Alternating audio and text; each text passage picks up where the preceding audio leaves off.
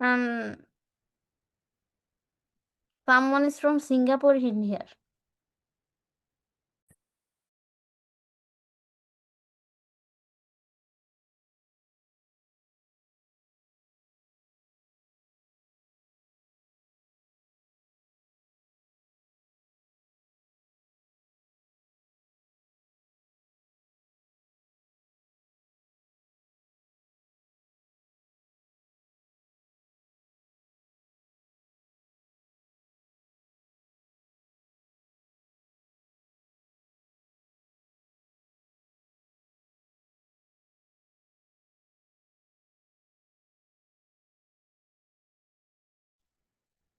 কি অবস্থা বাচ্চারা, কেমন আছো?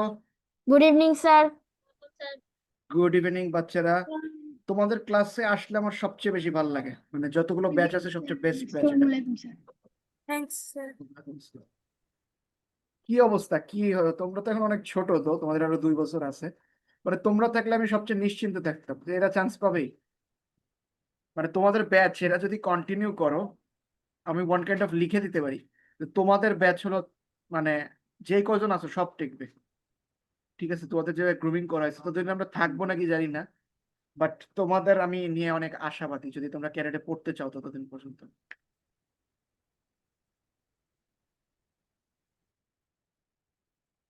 Hello. Yes, sir. Yes, good sir. বলার ফলে কি সবাই চুপ হয়ে যাচ্ছে নাকি এখন? আর ক্লাসে রেসপন্স করবো না? স্যার লেসন শুরু করেন। Sir, lesson শুরু করেন। লেসন শুরু। লেসন শুরু করলে তখন কথা শুরু হবে নাকি? Yes, তার sir. আগে তখনই ডিসকাশন শুরু হবে। তখন এখন স্যার শিওর। ডিসকাশন। স্যার আপনি তো কিছু বলেন নাই, তাইলে আমি কথা বলবো কি করে? তোমাদের ক্লাসটা থাকা আসতে উচিত হলো বলেন। 8টায়, 8টায় থাকলে ভালো হয়, শেষে থাকলে আরো একটু এক্সট্রা নেওয়া যায়। ওদের ক্লাসটা এক্সট্রা নিতেও ভালো লাগে, ছেলে পেলে রেসপন্সিভ। ক্লাস 4 না 3 4 বলে দিন। Yes, sir. ফোর লিখে রাখছি।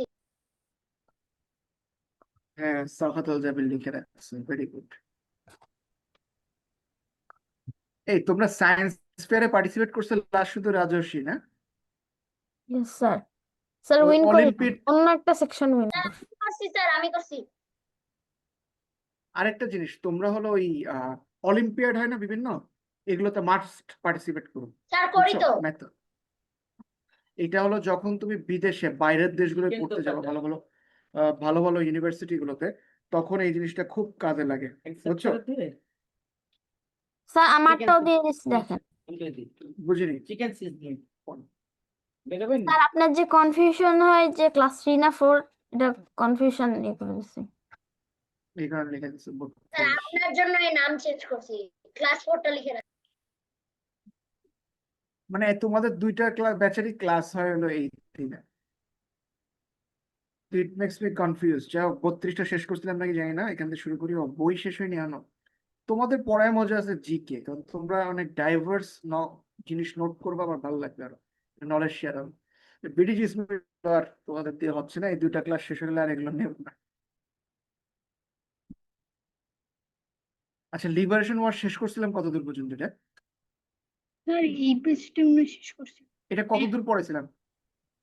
স্যার মেসা প্রাইজিং থেকে আমরা শুরু করতে হবে। কতদূর? মেসা প্রাইজিং থেকে শুরু করতে হবে। আচ্ছা, ফার্স্ট অফ অল আমাদের 47-এর ডিভাইডেশন সবাই জানো যে এটা ধর্মভিত্তিক। একদিকে সনাতন ধর্মের মানুষদের পাঠিয়ে দিল, একদিকে হলো যারা মুসলমান তাদের পাঠিয়ে দিল। তো এই ব্রিটিশরা এই ভাগের থেকেই একটা, এই যে আমাদের যে ইন্ডিয়ান সাবকন্টিনেন্ট, এখানে একটা ঝামেলা রেখে দিল। এটাতে যদি অখণ্ড ভারত করে যাইতো, মানে আমরা পাকিস্তান, বাংলাদেশ, ইন্ডিয়া, প্লাস ধরো যে তোমার আরো ভালো ভালো জায়গা যদি থাকতো, আফগানিস্তান সহ, আমরা কিন্তু আজকে চায়নার মতো একটা,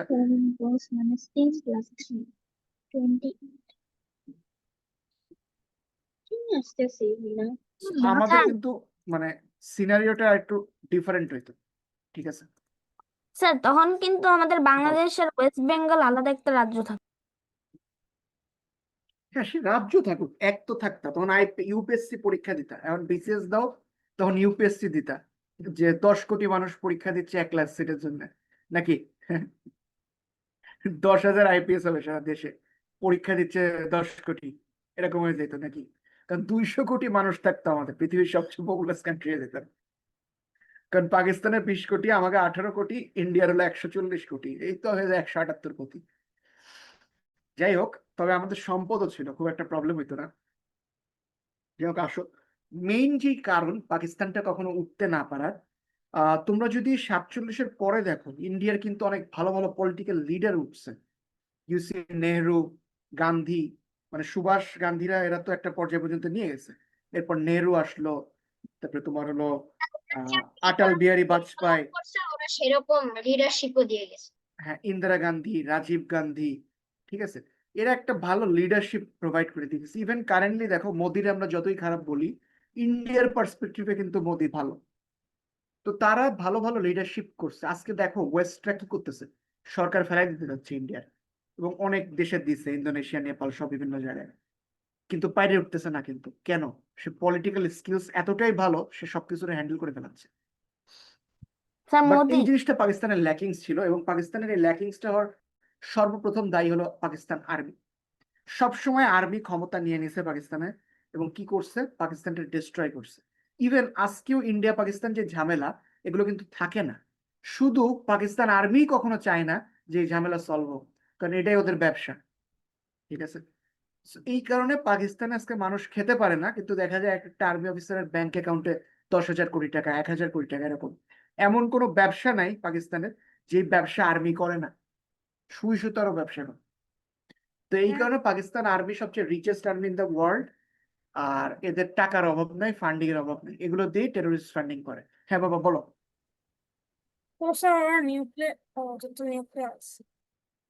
হ্যাঁ, নিউক্লিয়ার বানাইতে যাও, কিন্তু ওদের মানুষরা না খাওয়ায় রাখা লাগছে। মানে যখন ইন্ডিয়া নিউক্লিয়ার বানাইছে, ওদের মাথা আওলাই গেছে। তখন ওই শরীফ ডাইনেস্টিরা বলছিল যে পাকিস্তানের মানুষ ঘাস খেয়ে থাকলে আমরা নিউক্লিয়ার বানাবো, আর পরে এরা নিউক্লিয়ার বানাবে। মানে ইন্ডিয়ার খবর শুনে ওদের মাথা ব্লাস্ট হয়ে যাচ্ছে। না sir, their jealousy, sir, their jealousy went too far that their nuclear, uh, their brain was literally going too far. তবে হ্যাঁ, ওরা ইন্টেলিজেন্সটা খুব ভালো বানাইছে, যারা মুসাতের সাথে এখন চ্যালেঞ্জ করে। আইএসআই এটা খুব স্ট্রং, এবং ইন্ডিয়া শুধু আইএসআই এর ডিফেন্ড করার জন্য যেই পরিমাণ টাকা খরচ করা লাগে, নাহলে কিন্তু ইন্ডিয়া আরো প্রসপার করতো। এমনি তো ইন্ডিয়া ধরো টপ 10 ইকোনমিতে আছে। সো যদি আইএসআই এর ট্যাকেল না করা লাগতো ইন্ডিয়া, ইন্ডিয়া ইকোনমিক্যালি আরো বেনিফিট হইতো। এত পরিমাণ খরচ করা লাগে এই আইএসআই এর ট্যাকেল করার জন্য। তো এটা সত্যি, পাকিস্তান ইন্টেলিজেন্স অনেক স্ট্রং। হাজার খারাপ গুণ থাকে, একটাই ওদের ভালো গুণ। আচ্ছা, যাই হোক, আসো। তো 69-এ যে জিনিস হইলো, সেনাবাহিনী সরকার তারা জনগণের কাছে আর কি ক্ষমতা হস্তান্তর করবে না।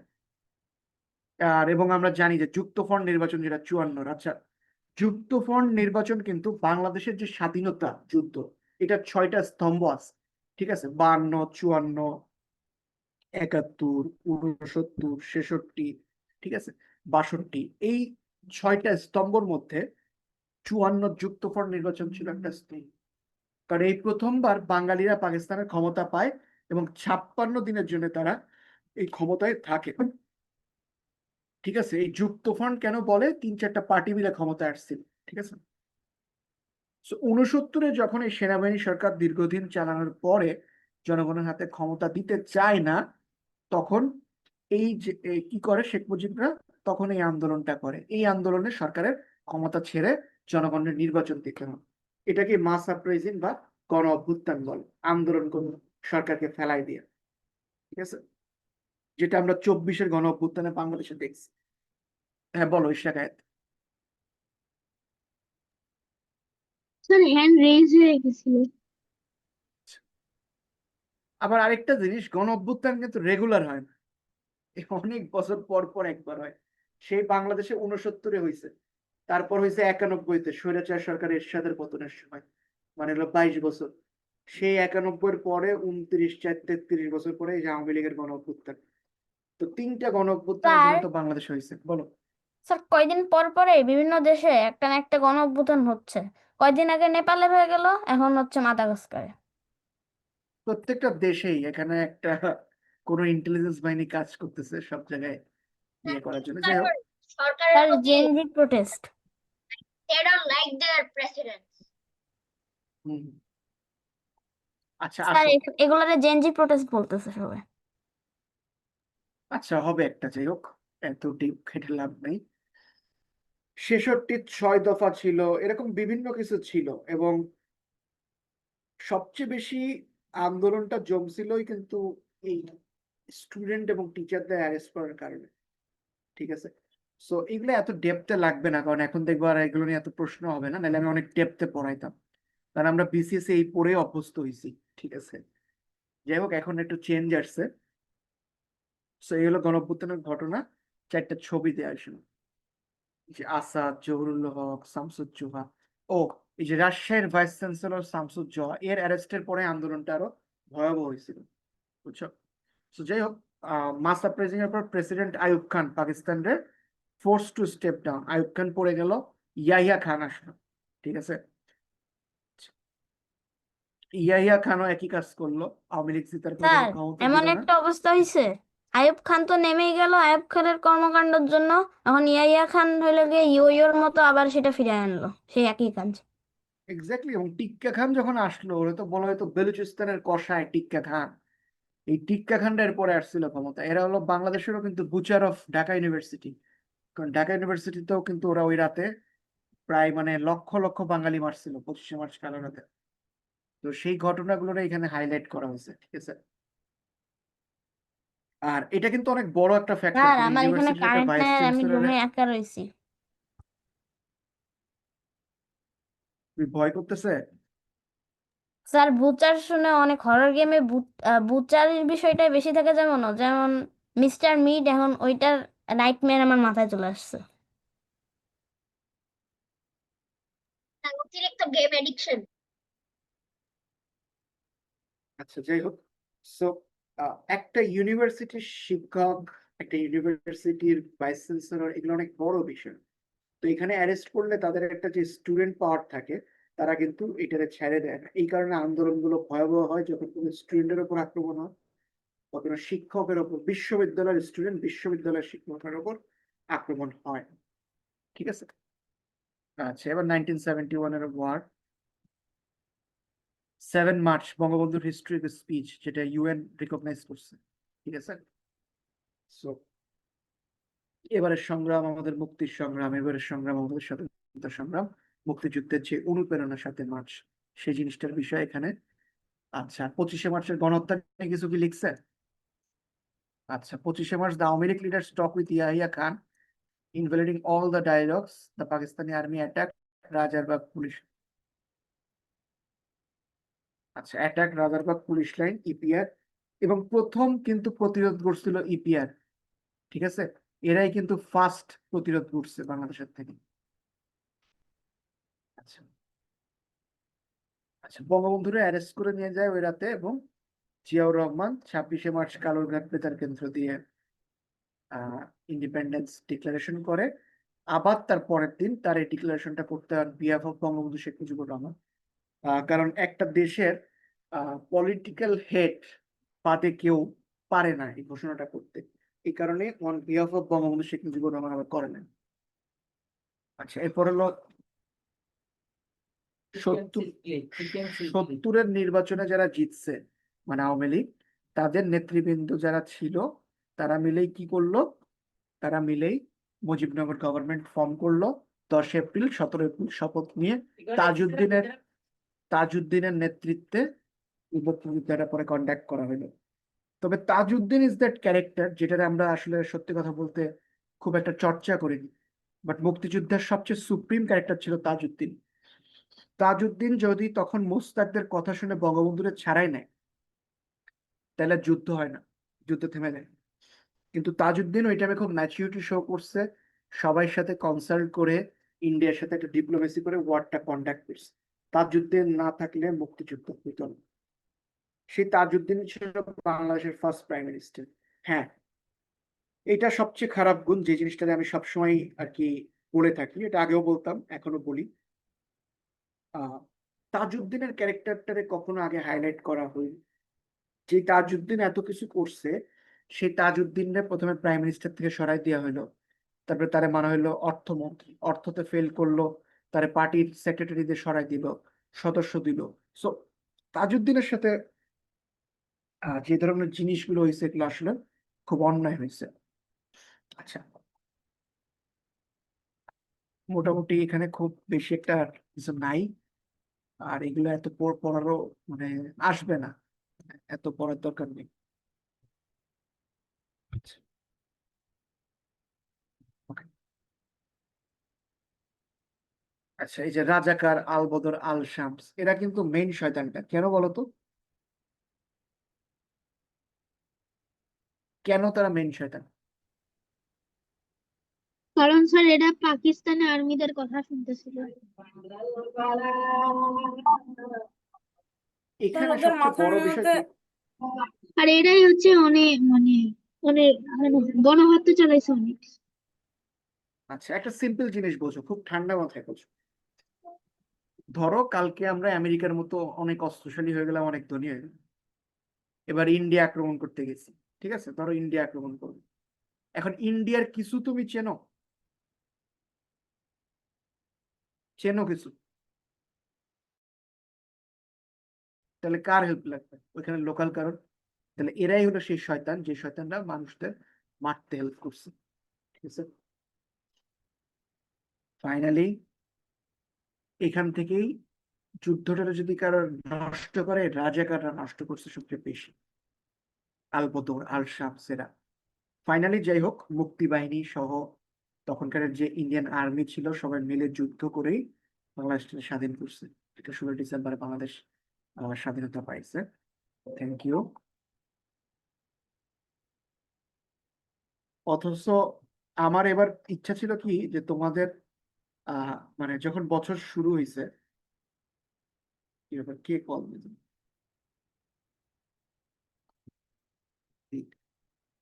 দিবাকে।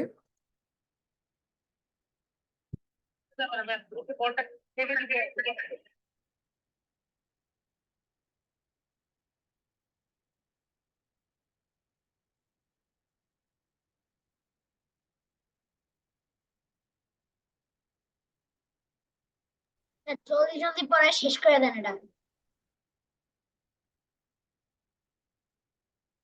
আচ্ছা, এবার একটা স্যার আহ বলো। স্যার এই যে আপনার একটা ওয়ার্ড আছে, ওটা যে ফিশ এন্ড রাইস মেখে বাঙালি। স্যার ওরা মানে বাংলারে অনেক সময় ইংলিশে নিতে গেলে যা হয় আর কি। এখন তো এআই আছে, এখন আর এত কষ্ট নাই। আচ্ছা, যাই হোক, আসো, আমি দুইটা জিনিস নিয়ে এখন কথা বলবো, এটাকে বোঝার চেষ্টা করো। Number one, language. মানে ল্যাঙ্গুয়েজটা কেন এত ইম্পর্টেন্ট?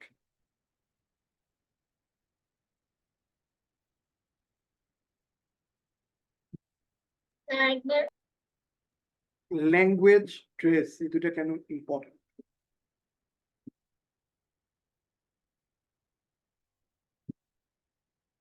টু বলতে রিপ্রেজেন্ট পারবো আওয়ার তো? কালচার। কালচার টালচার সবই রাখো, মেইন একটা জিনিস বোঝো এখানে। তুমি তোমার মনের ভাব প্রকাশ করো কোনো ভাষার মাধ্যমে, তাই না? সো তোমাকে যদি সে ভাষায় কথা বলতে না দেওয়া হয়, তাহলে কি হয় সেটা? সেটা কিন্তু তোমার অধিকারকে হরণ করে, এবং এটা কিন্তু একদম মৌলিক অধিকার। কথা বলাটা কিন্তু মানুষের একদম basic right, basic human right. So এটা একটা কেস স্টাডি, মানে এটা একটা কেস, ভেরি ইম্পর্টেন্ট কেস। এবং ভাষা, যদি তুমি কলোনাইজেশন হিস্ট্রি দেখো, তুমি একটা minute।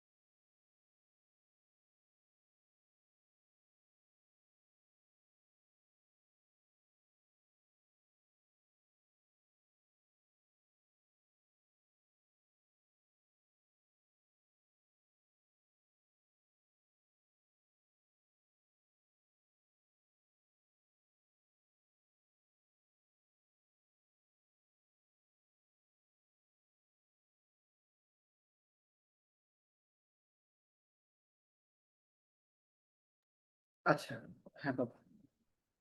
আচ্ছা, পৃথিবীর ইতিহাসে একমাত্র জাতি আমরা যারা ভাষার জন্য এত সংগ্রাম করছি, এত প্রাণ দিছি। দেখো, আজকে যদি তুমি কানাডায় যাও, তুমি দেখবা কানাডার মেজরিটি মানুষ ফ্রেঞ্চে কথা বলে। ইউনিভার্সিটি গুলো ফ্রেঞ্চ, অফিসিয়াল ল্যাঙ্গুয়েজও ফ্রেঞ্চ।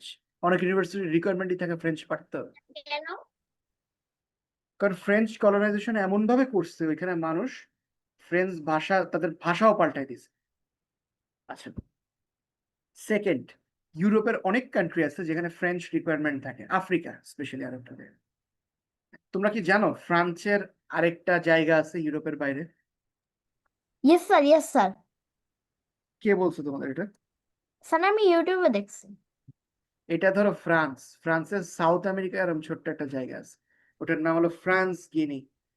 ঠিক আছে? তো ইয়েস স্যার, জানি। এটা আমি নোটিস করছি হলো, একটা কোর্স আছে, মানে আমরা ইউরোপের একটা স্কলারশিপ আছে, ইরাসমাস মুন্ডাস নাম।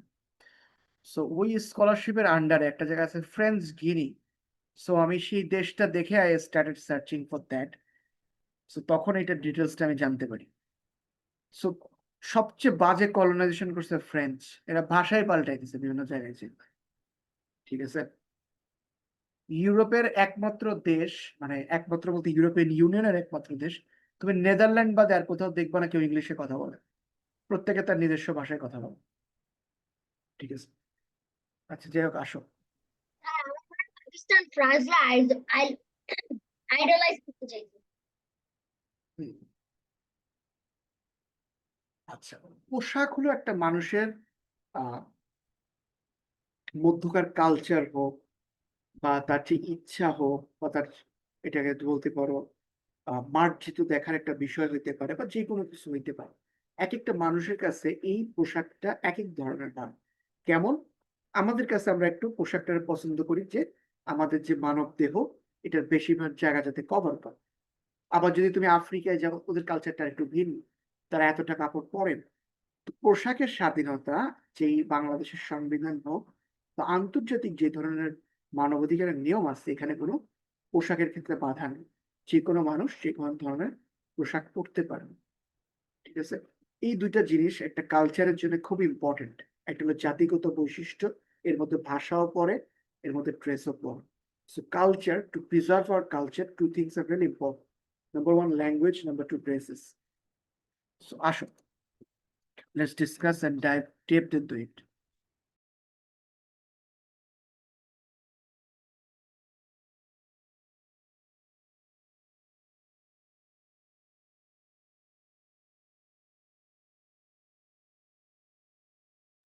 আচ্ছা বাচ্চারা, দেখি, চলো আসো, ল্যাঙ্গুয়েজ। যে জিনিসটা আমি আগেও বলছি, এখনো বলতেছি, সবচেয়ে বড় জিনিস হলো একটা মানুষের ভাষা। আমি যে জাতিরই বই না কেন, মানে আজকে যদি বাংলাদেশ, তো বাংলাদেশের কোনো ইচ্ছা নাই এদিকে, আরাকানরে যদি আজকে বাংলাদেশ স্বাধীন করতে পারতো, আরাকানের কিন্তু আর অল্প একটু হেল্প প্রয়োজন ছিল। আরাকান কিন্তু আমাদের সাথে যুক্ত হইতো। কিন্তু যুক্ত হইলে কি তার মানে কি এই ওরাও মুসলমান আমরাও মুসলমান বলে ওদের ভাষা পরিবর্তন করে বাংলা এনে দেবো? এটা কিন্তু সমাধান না। ঠিক আছে? তো আলটিমেট সমাধান হলো, যেমন সবচেয়ে পৃথিবীর ডাইভার্স কান্ট্রি কোনটা বলো? সবচেয়ে largest democracy, complex democracy, complex bureaucracy, complex culture কাদের? এই রাজস্বী, কি করো? এই কমপ্লেক্স কালচারটা কার? পৃথিবীর সবচেয়ে লার্জেস্ট ডেমোক্রেসিও ইন্ডিয়ার, সবচেয়ে কমপ্লেক্স ব্যুরোক্রেসিও ইন্ডিয়ার, সবচেয়ে কমপ্লেক্স ডেমোক্রেসি ওদের, সবচেয়ে কমপ্লেক্স কালচারও ওদের। 28টা প্রদেশে 28 ধরনের কালচার এক্সিস্ট করে। খুব অবাক লাগে না? মানে আগে ছিল 29টা প্রদেশ, কাশ্মীর ওর হলো প্রদেশের যে ইয়ে ছিল, এটা হারাইছে। So এখন হলো 28টা প্রদেশ। 28টা প্রদেশে 28 ধরনের ভাষা, 28 ধরনের কালচার, তাই না? ডিফারেন্ট ডিফারেন্ট 28টা। মানে হ্যাঁ, স্যার ওই দেশে যে যাবে, সে যদি ধরেন ওয়েস্ট বেঙ্গল আছে, সে যদি ওইখান থেকে এ, রা- কি জানি বলে স্যার, মানে ইন্ডিয়ার মরুভূমির দিয়ে যাবে, তখন মনে হবে পুরো একটা অন্য দেশে চলে আসছে। হ্যাঁ, মানে I visited two places only, Hyderabad and Kolkata. So আমার কাছে কলকাতার মানুষদের একদমই ভালো লাগে, সব টপ বাস। But in case of other state তারা বেশ ভালো। আমরা ওই সাউথও এক্সপ্লোর করতাম, বাট আমার ডিফেন্স ছিল, বেশি সময় ছিল না, চলে আসছিলাম। তো কেরালা চেন্নাই আরো সুন্দর ওই দিকগুলো।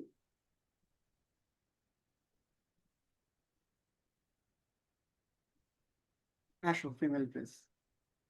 আচ্ছা, আমাদের দেশে মেয়েরা বেসিক্যালি শাড়ি পরে কোনো অকেশন নেই, ঠিক আছে? বর্তমানে এটা সবচেয়ে কমন, ঠিক আছে? সালোয়ার কামিজ পরে, এই দুইটা জিনিস একদম কমন হয়ে গেছে। কেউ বোরখা হিজাব পরে, কেউ ফ্রক স্কার্ট পরে, ঠিক আছে? আব্বার একটা ফোন দেবো, আমি ক্লাস নিচ্ছি তাই ফোন ধরতে পারিনি। কি বলবো? ক্লাস নিচ্ছি, ফোন ধরতে পারিনি।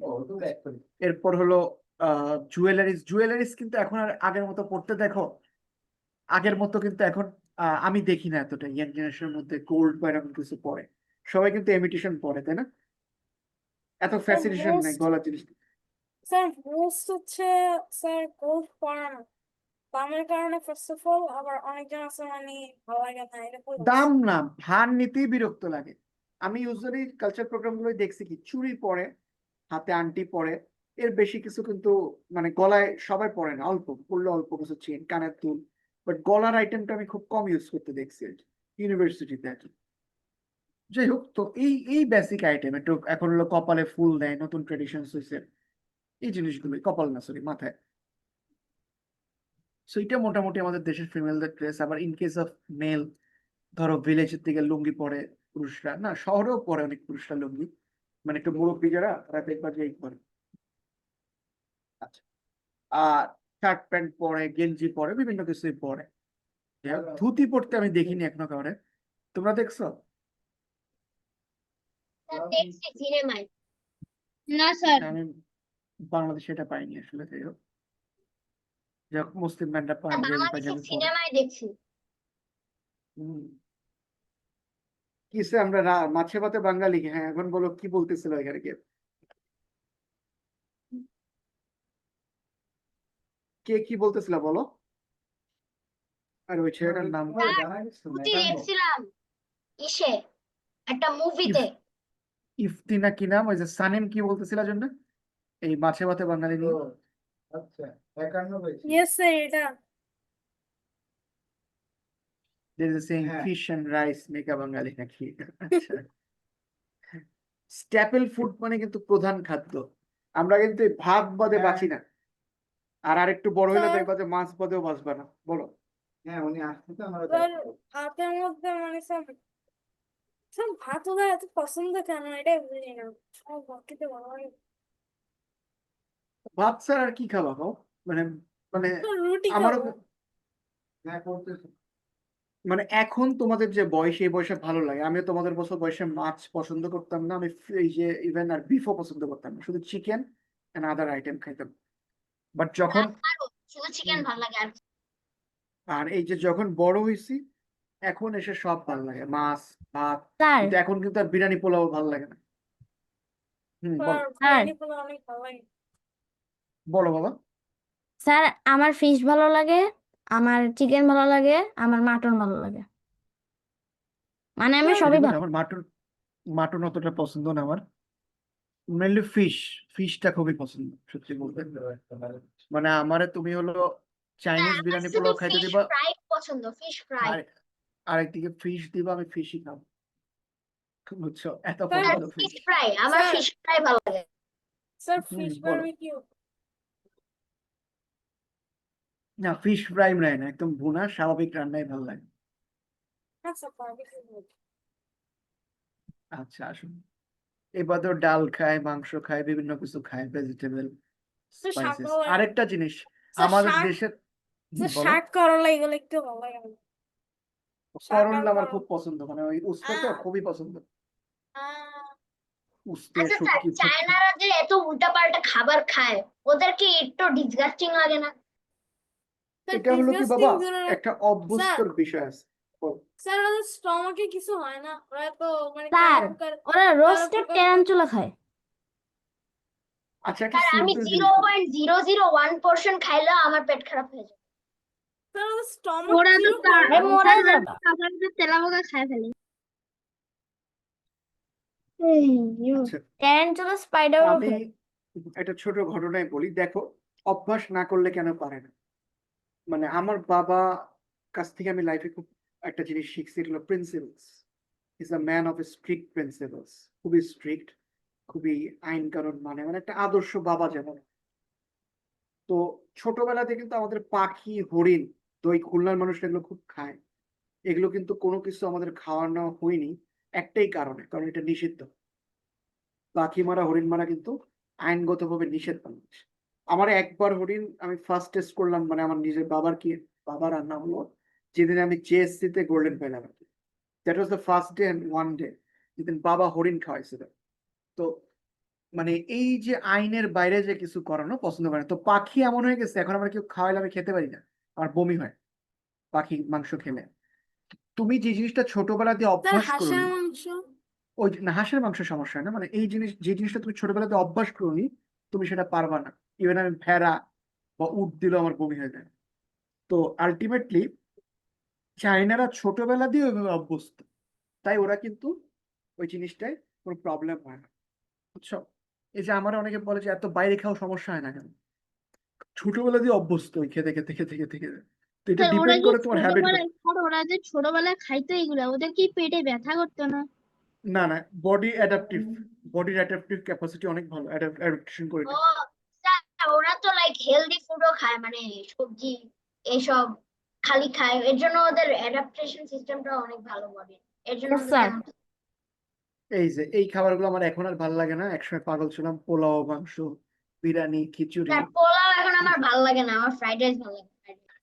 তাকিন স্যার খিচুড়ি। খিচুড়ি তো পোলাও ভালো লাগে। অবশ্যই ভালো লাগে। না, খিচুড়ি আমার স্যার ভালো কাছে লাগে সব সময় স্যার। খিচুড়ি স্যার খিচুড়ি স্যার খিচুড়ি একটু খিচুড়ি এতটা বেশি মজা বৃষ্টির লাগে। লাগে। দিনে সব থেকে ভালো লাগে। উইথ ইলিশ বাট আমার ফ্রাই। কাছে ভাই মানে বাঙালরা স্যার খাবার উপরে খিচুড়ি কিছু না। ঘি দিয়ে সেই। মিষ্টি এটাও আমার খুব একটা পছন্দ না, তোমাদের স্যার পছন্দ? আমারও। স্যার আমার মিষ্টি না, মানে স্যার স্যার দই ভালো আমারও। লাগে। স্যার স্যার জাস্ট মিষ্টি দই ভালো আমাদের, লাগে।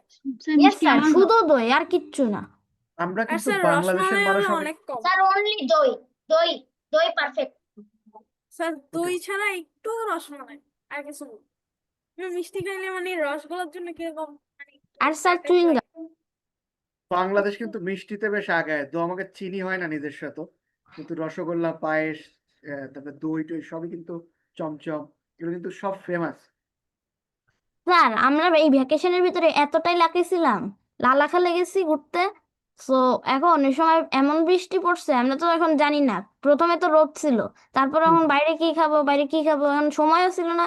তাড়াতাড়ি খিচুড়ি রানছে আর ইলিশ ভাজা করছে। তারপরে আমরা গেলাম, এত জোরে বৃষ্টি হয়েছে, মাঝে একটা ব্রেক ছিল। তো ওই ব্রেকে খুব মজা করে খাইছি। অনেক জোরে বৃষ্টি হচ্ছিল নৌকার ছাউনির নিচে। যাক, ভেরি গুড। যাই হোক, তোমরা এখন ছোট বয়স, যত পারো এগুলো খাও, বড় হইলে এগুলো আর খেতে পারবা না, বিচ্ছিরি লাগবে। এই হলো আমার পছন্দ বাংলা জিনিসপত্র, ভর্তা ভর্তি দেবে। তার মাঝখানে এই যে এখানে যে এই যে ইয়েটা, এই যে ভিতরে যে ডেঙ্গা না, এটা। হুম, এই দিলে আমি খুশি, বিরিয়ানি বলা হচ্ছে। স্যার আচ্ছা, রাইট না সাইডের স্যার, আমি বমি করব, আমি খাবো স্যার। আমি বমি করব। মনে 10 বার বড় ভাত ছোট লাগবে শুধুমাত্র বমিটা করার জন্য। বাবা, বড় হয় এক তো ক্যাডেট কলেজে যাবা, মাংসের প্রতি একটা ঘৃণা চলে আসবে, কারণ তুমি আর মাংস খাইতে পারবে না ক্যাডেট কলেজে। একটা এত মাংস, সপ্তাহে প্রতিটা দিন মাংস, মানে 1-2 দিন বেলা বাদে। মানে আমাদের স্যার এমসিসকে তে ছিল, আমি জানি না ক্যাডেট কলেজের মানে স্যার গুলো আরে কেমন স্যার করে। প্রত্যেক দিন মাংস খাওয়ায়? স্যার যারা মানে মাংস একটু বেশি মেজরিটি দিনে পছন্দ করবে। 2টা বেলা স্যার মাছ, তাইলে তো 2টা আমি বেলা, নাচবো। স্যার তাইলে আমি অনেক নাচবো। মানে সপ্তাহে ধরো 14 বেলা যদি ধরি, আমি লাঞ্চ আর ডিনারের কথা বলতেছি শুধু, ধরো 14 বেলা হয়, এর মধ্যে ধরো 2 বেলা মাছ, 2 বেলা ডিম, আর সব বেলায় মাংস থাকে, বুঝছো? স্যার আমি তো আর নাচবো তাইলে। খাওয়া দাওয়ায় কোনো অভাব নাই। আর মাংস হইলে তো আমি মাত্র 1-2 বেলাই খাই, আর মাছ আর ডিম নাস্তায় ছাড়া তোমার, আমার যতদূর মনে পড়ে, 2 দিন থাকে হলো ক্যাডেট কলেজে, মানে আমাদের 2 দিন ছিল 3টা ব্রেড, জেলি বাটার, ডিম, কলা, সাথে কর্নফ্লেক্স, ঠিক আছে? এইটা 2 দিন দেয় সপ্তাহে ব্রেকফাস্টে, একদিন দেয় খিচুড়ি মুরগি, পরোটা 2 দিন, 2 দিন লটপটির সাথে একদিন বিফ। এই গেল 3 দিন। আরেকটা দিন কি খায় জন্য খিচুড়ি ডিম আরেকটা দিন। এই 7 দিনের 7 দিন নাস্তা হয়। মানে তোমার 5 বেলা খাওয়াবে, পেট perfect, ভরেই sir. খাওয়াবে। খাওয়া দাওয়া একদম পারফেক্ট ক্যাডেট কলেজ। খাওয়া দাওয়া পারফেক্ট, এতে কোনো ভেজাল নাই। ইভেন আমার এখনো মনে আছে, আমি তো ডাইনিং হল প্রিফেক্ট ছিলাম। ধরো এত মানে একটা সময় অথরিটি এত স্ট্রিক্ট ছিল যে একটা খাবারের টেস্ট খারাপ হয়েছে বেতন কেটে দিত। তো তোমার 3 দিনের বেতন কাটা, খাবারের টেস্ট এত খারাপ কেন? তো খাবারটা টপ নচ হইতো এমসিসিতে। আর সিনিয়র হওয়ার পর তো কথাই নাই, মানে ভিআইপি ছিলাম। ডাইনিং এ তো আমার ডাইনিং হল প্রিফেক্ট যেহেতু। স্যার আপনি তো ওই আলাদা স্যার সাইডে বসতেন না? আলাদা স্যার সাইডে, দুই না সাইডে না না উঁচু করা বেঞ্চ। না না, হাই টেবিল যেটা আমাদের, এটা পুরা ক্লাস 12 বসে, ঠিক আছে। জাস্ট প্রিফেক্টরা হলো, মানে আমাদের কাজই ছিল একটা ঘন্টা বাজানো, মানে জেন্টলম্যান বিসমিল্লাহির রহমানির রহিম বলে ঘন্টা বাজালে খাবে, খাওয়া শেষ হলে জেন্টলম্যান আলহামদুলিল্লাহ রাব্বিল আলামিন বলে আবার বাজাই দেবো, সব চলে যাবে। বুঝছো? একসাথে শুরু একসাথে শেষ। এই দেখো আমাদের কালচার গুলো দেখো, বিয়েতে গায়ে হলুদ হয়, বিয়ের অনুষ্ঠান হয়, বার্থডেতে কেক স্যার কাটো, তারপরে মুখে ভাত। ও এটা অনেকে করে, আমরা করি না এটা। বাচ্চাদের মানে প্রথম ভাত দেয় যখন মুখে, সেটার একটা উৎসব করে। হ্যাঁ জীবনে প্রথম শুনলাম মুখে ভাত। স্যার এটাও প্রথম শুনলাম। স্যার স্যার আমার কেক ও, একটু আমরাও ভালো করি লাগে না, না। আমরাও পালন করি না, স্যার বাট এখন অনেকেই করে। বলো। স্যার আমার কেকও ভালো লাগে না ক্রিমটার জন্য। আমার আমার কেক খেয়ে আমার মাথা সুগার ঘুরে। পছন্দ না খুব একটা। এই, দেখো বার্থডেতে কি করে ছেলেপেলে? একটু গান বাজনা করে, খাওয়া দাওয়া করে, এই তো কেক কাটে, তাই না? স্যার নাকি আমার একটু বার্থডে ওয়ার্ড লাগে সাংস্কৃতিবিদের মতো এগুলো। করো, রবীন্দ্রসঙ্গীত গান গাও, তারপরে হলো নজরুল সঙ্গীত গান গাও, কোনটা করো আমার তোমরা? অনেক ওয়ার্ড লাগে এইসব জিনিস। এও না স্যার, দুই স্যার নাম্বারটা আমাকে এই জিনিস দেখলাম মাথা ঘুরে পড়ে যেতাম। স্যার আমার গান গাইতে, বুঝিনি তোমার। স্যার গান গাইতে ভালো লাগে। যা, ঝামেলা শেষ। আমাদের 32-33 শেষ, চলো সিস্টার 34 বাংলাদেশ অ্যাফেয়ার্স। ইয়ে ইয়ে, বই শেষ নাকি? ইয়ে yes, স্যার। চলো, জর্জ বার্নার্ড শরে কে চেনো? বাংলাদেশে না। থাকলে চিনতে হবে, কারণ বিসিএস পরীক্ষায় ইনার অনেক লেখা আসে, ঠিক আছে। সে বলছে patriotism is your conviction that this country is superior to all others because you are born in it. এইটা কিন্তু হিটলার খুব বিলিভ করতো, এই জিনিসটারে, যে আমার দেশ ইজ সুপিরিয়র, এই জিনিসটা বিলিভ করে। যেমন এই জিনিসটা আমাদের মধ্যে আত্মঅহংকারটা আছে, অনেকের মধ্যে নাই, মানে মেজরিটি তো দেশ ছাড়তে পারলেও বাঁচে। বাট আমি কিন্তু always proud as a Bangladeshi citizen, এই দেশটা আমার, এই দেশে কি নাই। তো যখন কেউ কিছু বলে দেশ সম্পর্কে খারাপ, আমি হয়তো সেটার একটা ডিফেন্ড দেওয়ার চেষ্টা করি, খুব খারাপ লাগলে, ঠিক আছে। বাট আলটিমেটলি এত শান্তি পৃথিবীর কোথাও নাই। So যতই যাই বলো, যেই দেশেই যাও, এত শান্তিতে থাকতে পারবো না। বাইরের দেশে কিন্তু সব নিজের কাজ নিজের করতে হয়, মানে তোমার যদি স্টাফ রাখতে হয় you have to be millionaire.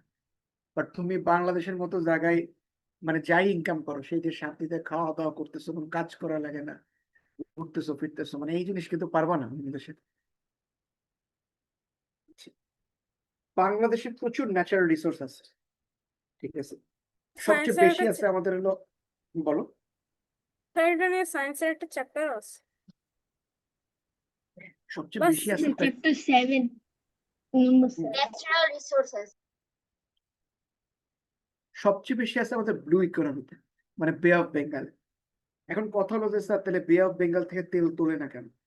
এখানে সবচেয়ে বড় বাধা ছিল ইন্ডিয়া। ওয়াই? কেন ইন্ডিয়া চায় না যে বাংলাদেশ বে অফ বেঙ্গল দিয়ে তেল তুলুক? কেন স্যার জানি না।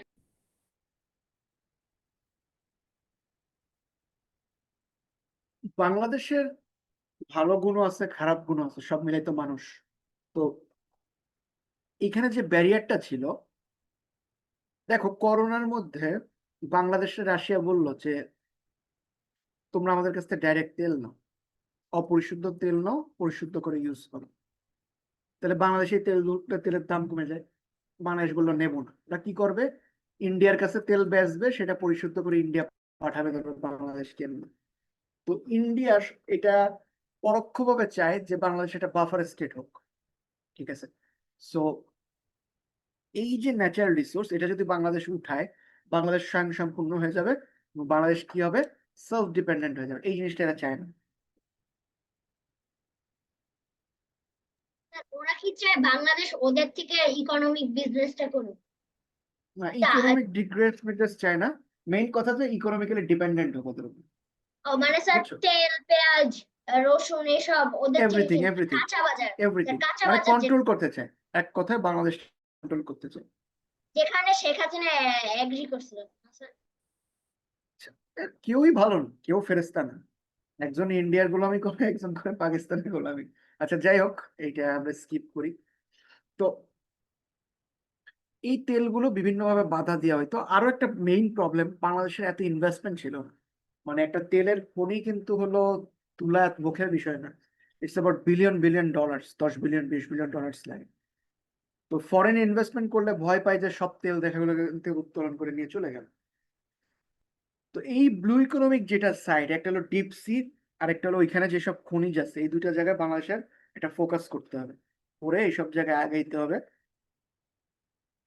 আসি হলো ন্যাচারাল গ্যাস, কোল, হিট, এই সবই হলো কি কয়লা বাদে, মানে তোমাদের পেট্রোলিয়াম রে বিভিন্ন তাপমাত্রায় হিট করে গ্যাস, তেল, অকটেন, ডিজেল বিভিন্ন কিছু বানানো, বুঝছো। পিট কোল এগুলো হলো কয়লার একটা প্রকারভেদ। তারপর দেখো, বাংলাদেশের কিন্তু কয়লা বিদ্যুৎ কেন্দ্রের কোনো দরকার ছিল না, ঠিক আছে, কারণ কয়লাটা কি প্রকৃতির জন্য হার্মফুল। আচ্ছা এটা কি হয়েছে, আমি তোমাদের সবাই ইয়ে দেখতে পাচ্ছি না,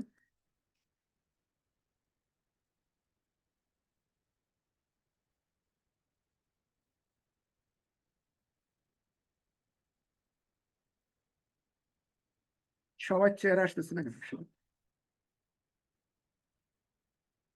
ক্যামেরা তো অন করে রাখছে। না না না, মানে এই সাইড আইকনের কথা বলতেছি, এটা। আচ্ছা যাই হোক, পরে ঠিক করবো। এরপর আসতেছে লাইম স্টোন, এটা হলো ওদের সিলেটে সবচেয়ে বেশি থাকে। তারপরে এই যে হোয়াইট ক্লে, এই সব জিনিস কিন্তু সিমেন্টের ম্যাটেরিয়ালস, বুঝছো। হার্ড রক, বিচি minerals, brick making clay, metallic, এই জিনিসগুলো বাংলাদেশে মোটামুটি পাওয়া যায়। আর বাংলাদেশে যে কটা ইন্ডাস্ট্রি প্রসপার করতেছে, এর মধ্যে চা একটা। ওই রাজস্বী আসো নাকি ইয়েস তোমাদের স্যার। সিলেটে? তোমাদের চার অবস্থা কি ওখানে? স্যার ভালোই, অনেক ভালো। ওদের ওখানে কিন্তু মেইনলি চার স্যার সবকিছু, শ্রীমঙ্গল, সিলেট টিলেট এরিয়া, বলো। এটা স্যার কিন্তু ওদের নাকি আমাদের বাংলাদেশের সেকেন্ড মোস্ট ইনকাম করার জিনিস, এটা আমরা স্যার এক্স্যাক্টলি, ওদের স্যার বাংলাদেশের এটা ওদের একটা বড়, বলো। স্যার সিলেটের থেকে নাকি সাদা পাথর নাকি চুরি হয়েছে অনেকগুলো। সাদা চুরি পাথরের তো পাথর নাই। স্যার সাদা দেখো, পাথরে আমি লাস্ট ভ্যাকেশনে গেছি, আগের থেকে কন্ডিশন কিছুটা ভালো হয়েছে, মানে ওই যে পাথর পাচার করা পাথর উদ্ধার করে আবার ফেলা দিছে না ওই যে একই জায়গায়। আরে ওগুলো মানুষ দেখানো, ওইটা আসল পাথর আর উদ্ধার করিনি। না সাদা স্যার, পাথর আগের যদি থেকে প্রতিদিনও অনেকটাই চুরি ইমপ্রুভ করতো, হয়েছে, আমার মানে ভালো লাগছে। মানে সাদা পাথর যদি প্রতিদিনও চুরি করতো তাও কিছু হইতো না। কেন হচ্ছে, আগে বুঝতে হবে সাদা পাথরের অরিজিনটা কোথায়। সাদা পাথরটা আসতো ঝর্ণা দিয়ে, ইন্ডিয়ার এখান থেকে, এর সাথে প্রতিনিয়ত প্রচুর পাথর আসতো। এখন ইন্ডিয়া করলো কি, জাল দিয়ে ওই পাথরগুলো আটকায় দিল, শুধু পানি যায়, ঠিক আছে। তো এই কারণে পাথরগুলো আর বৃদ্ধি পায় না, বুঝছো। আর নাইলে এত পাথর হইতো, প্রত্যেকদিন চুরি করলো শেষ হইতো না। আচ্ছা, বাংলাদেশের চায় ইন্ডাস্ট্রি প্রচুর পরিমাণে বিদেশে এক্সপোর্ট করে এরা, এরা একটা ভালো পজিশনে আছে। সবচেয়ে বেস্ট হলো আমাদের রেডিমেড গার্মেন্টস, এটাই বাংলাদেশে প্রায় 80%-এর মতো কি করে, ফরেন ইকোনমি নিয়ে আসে। এরপর আসো এক্সপোর্ট টেক্সটাইল। করে স্যার বলার মতো। ওটা মাত্রা অতিরিক্ত এক্সপোর্ট হয় রেডিমেড গার্মেন্টস। টেক্সটাইলে আমরা তো import base dependent, but textile ছাড়া তো তুমি সব দাঁড় করাতে পারবা না মেশিনারিজ ছাড়া, তাই না। পেপার ইন্ডাস্ট্রি ফল করছে বাংলাদেশে, এটার আর ইউজেসও থাকবে না। আমাদের এখানে কিন্তু এই সবচেয়ে বড় বাংলাদেশের নিউজ প্রিন্ট, এই যে তোমার হলো খালিশপুর নিউজ প্রিন্ট, যেটা আমাদের এই মিল সব কিন্তু আমাদের এলাকায়।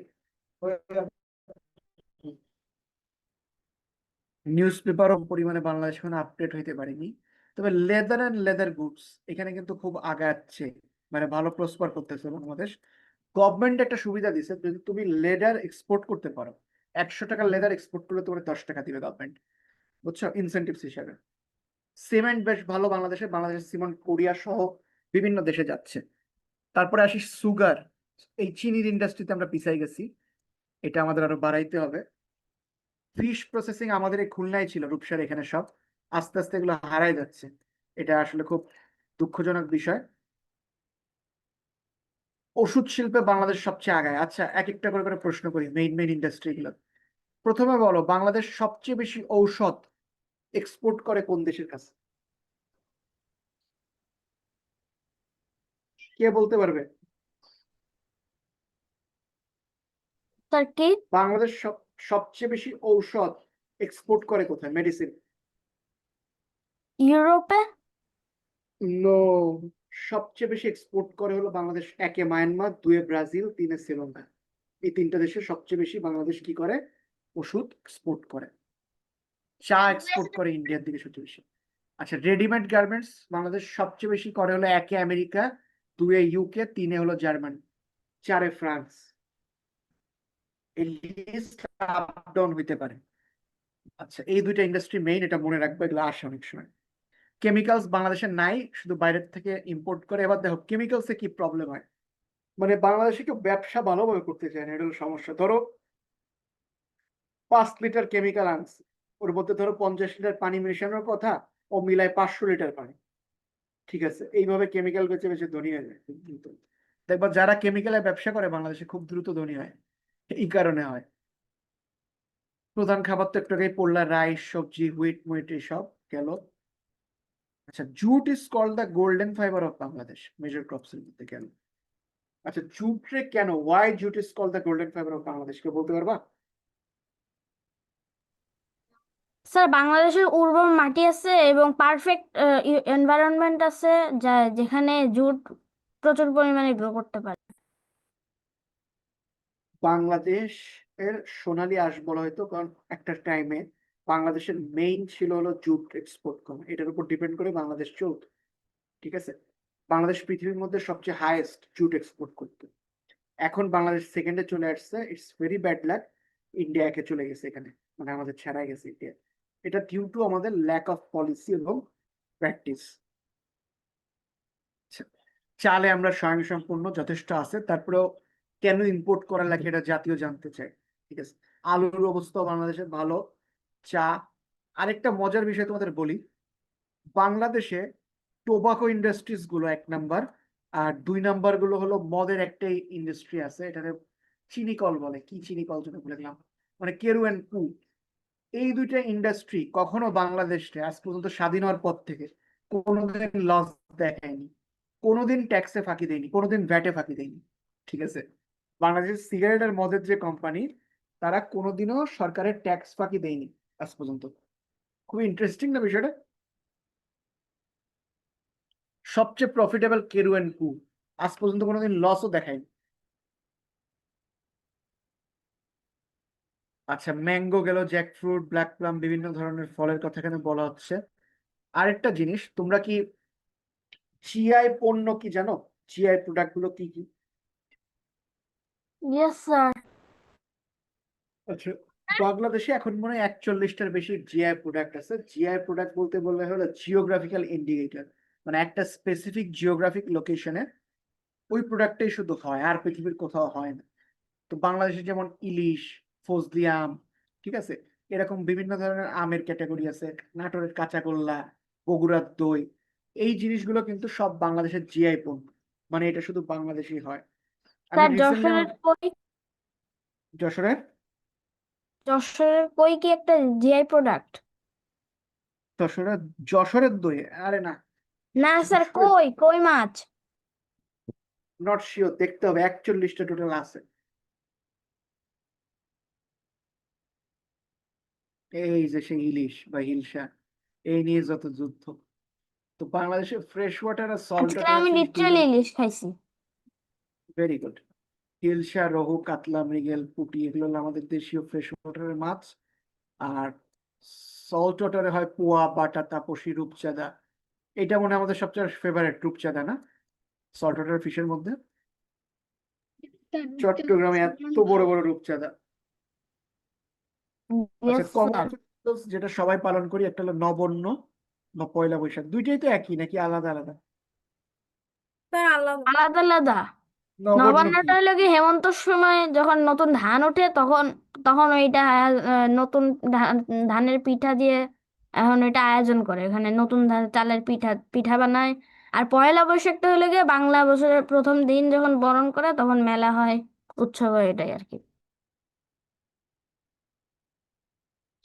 রিলিজিয়াস ফেস্টিভ্যাল অ্যাজ ইউজুয়াল মুসলমানদের দুইটা ঈদ, শবে কদর, শবে বরাত, ঈদে মিলাদুন নবী, মহরম, এগুলো পালন করে। আর সনাতন ধর্মের ক্ষেত্রে দুর্গা পূজা, কালী পূজা, লক্ষ্মী পূজা, সরস্বতী পূজা, দোল যাত্রা, এই কয়টা হয়। খ্রিস্টান ধর্মের ক্ষেত্রে ক্রিসমাস, বুদ্ধ ধর্মের ক্ষেত্রে চৈত্র পূর্ণিমা। তুমি জানো পৃথিবীর একমাত্র দেশ হলো বাংলাদেশ যারা সকল ফেস্টিভ্যালে হলিডে দেয়, একদিন দুদিন হলিডে দেয়। কিন্তু তুমি যখন ইউরোপ আমেরিকায় যাবা তখন কিন্তু তোমার সব ফেস্টিভ্যালে হলিডে নাই, এক্সেপ্ট ফর ক্রিসমাস, আর কিছুতে হলিডে পাবা না। বুঝছো? এটা কিন্তু একটা খুব নিষ্ঠুর বাস্তবতা। Okay. আচ্ছা, এই ম্যাপ কেন দিছিলাম মনে নাই। আর বাংলাদেশ রেসপেক্ট করে সব ধর্মকে। একটা জিনিস আমি বারবারই বলছি, এটা আরো বেটার ছিল, এখন এই জিনিসটা একটু কমছে। এটা হলো ধর্মীয় স্বাধীনতার বিষয়টা। মানে বাংলাদেশ কিন্তু যথেষ্ট তোমার কি বলবো, সাবলীল, মানে সব ধর্মের রেসপেক্ট করে চলতে পারে। আর এখন কিন্তু আগের মতো নাই, মানে আমরা ছোটবেলায় যেমন দেখছি, ধরো যে হলো তখন আমরা দেখতাম যে যারা মাইনরিটি তাদের আসলে টর্চার করা হতো আমরা যখন ছোট ছিলাম। বাট বাংলাদেশ যদি তুমি চিন্তা করো লাস্ট 15-16 বছরে এই জিনিসগুলো কিন্তু চেঞ্জ হয়েছে অনেক। এখন কিন্তু দেখবা যে কোনো কিছু একটা হইলে আমরা সবাই প্রতিবাদ করি। তো এটা কিছুটা চেঞ্জ আসছে বাংলাদেশে, এখন এটা আর নাই।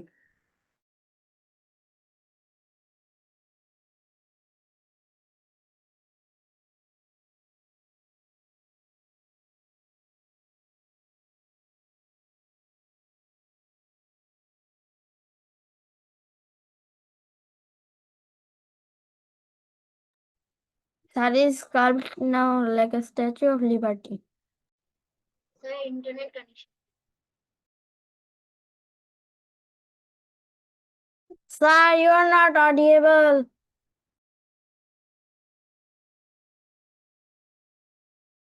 Sir you are not audible. Yo, Raju, should you press Tina Brainwave?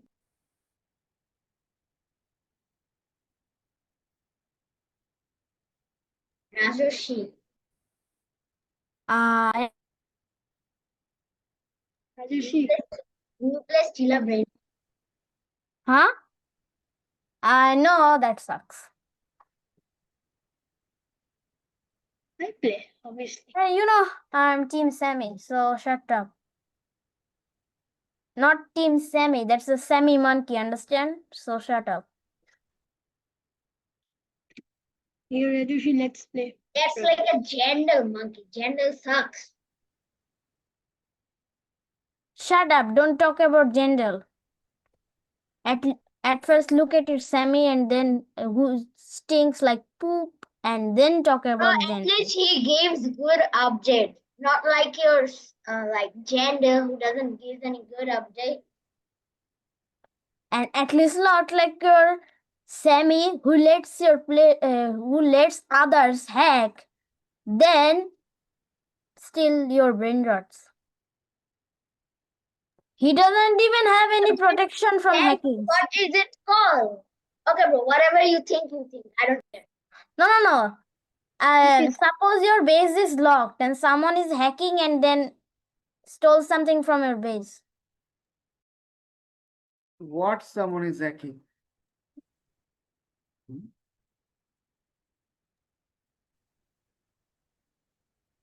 So nothing. Roblox moment. আচ্ছা, কেন চট্টগ্রামটা কমার্শিয়াল ক্যাপিটাল বলা হয় বলো তো?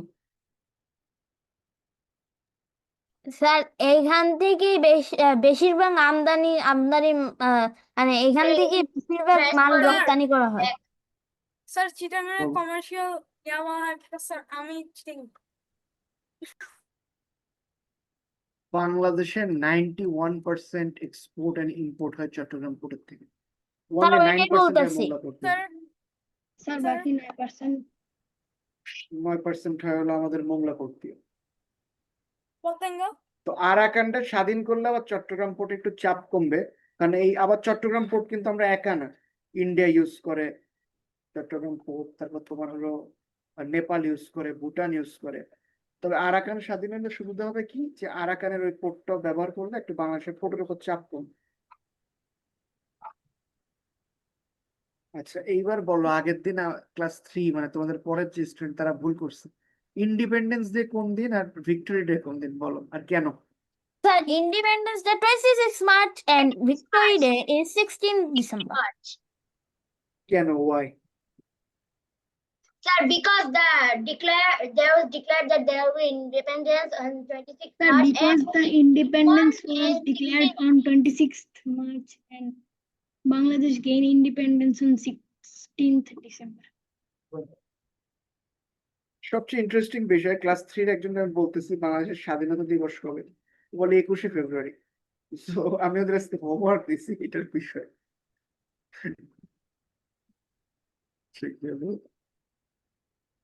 আচ্ছা বাংলাদেশের লাইফ এক্সপেক্টেন্সি রেট বাড়ছে কেন এত? একটা সময় তো এরকম 62 ছিল, ওয়াই এত বাড়লো কেন, কি মনে হয়? জানি না। একটা দেশ যত ডেভেলপ সময়ের সাথে সাথে তার কি হয়, মেডিকেল সিস্টেমটাও ডেভেলপমেন্ট হয়। সো এখন একটা সময় হয়তো ডায়রিয়াতে বাচ্চারা মারা যেত, আমরা যখন যে গল্পগুলো আমাদের পূর্বপুরুষের কাছে শুনছি। কিন্তু তুমি যদি সময়ের সাথে সাথে চেঞ্জ দেখো, স্যাররা একবার তাহলে কি বলছিল যে হয়েছে, আগের এখন ডায়রিয়া কিন্তু ম্যাটারনাল মারা মর্টালিটি, যেত। বাচ্চা পেটে থাকাতে অবস্থায় মারা যায় না, বাচ্চা অপুষ্টিতে ভোগে না, উন্নত চিকিৎসা ব্যবস্থা হয়েছে, যার ফলে মানুষের লাইফ এক্সপেক্টেন্সি বাড়ছে। ঠিক আছে, পার্লামেন্টারি সিস্টেম কি জানো তো?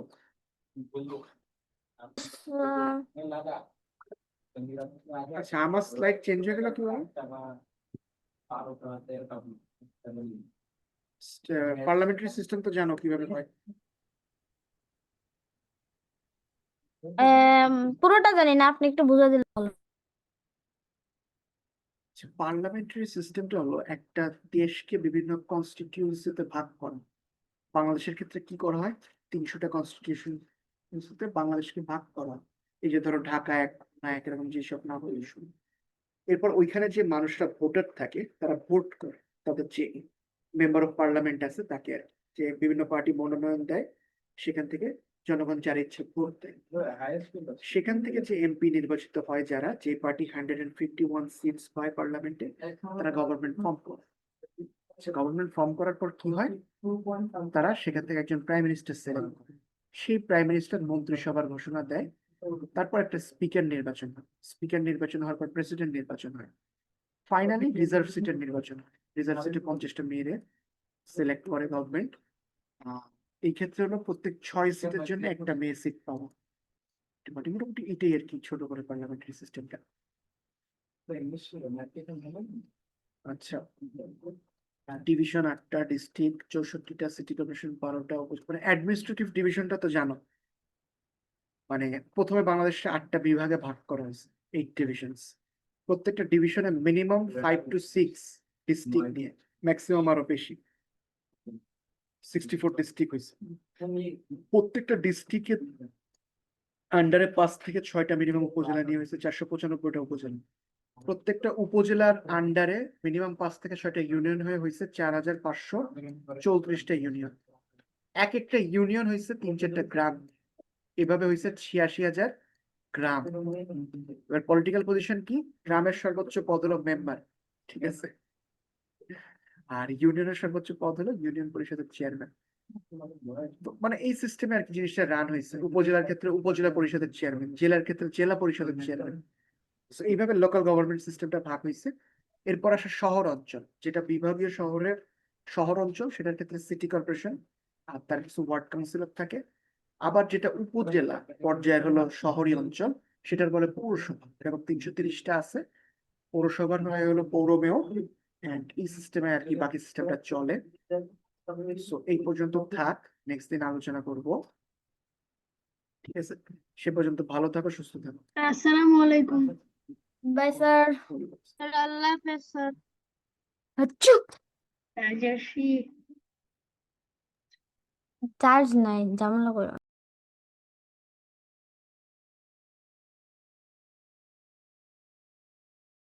এই সবাই সালিমের চ্যানেল সাবস্ক্রাইব করো। কেউ লিংক পাঠাইছে যে চ্যানেল একজন মাত্র সাবস্ক্রাইবার আছে, সেটা হলে আগে আমি। ব্রো একটু আগে করছো, আমি মানে কাজ করছি না এখানে, তো এই কাজ করছি। তাই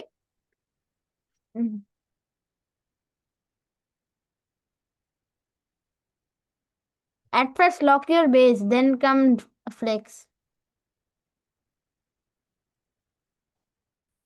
Bro, I can literally join the server where he's playing and steal the builder. I ain't even playing right now.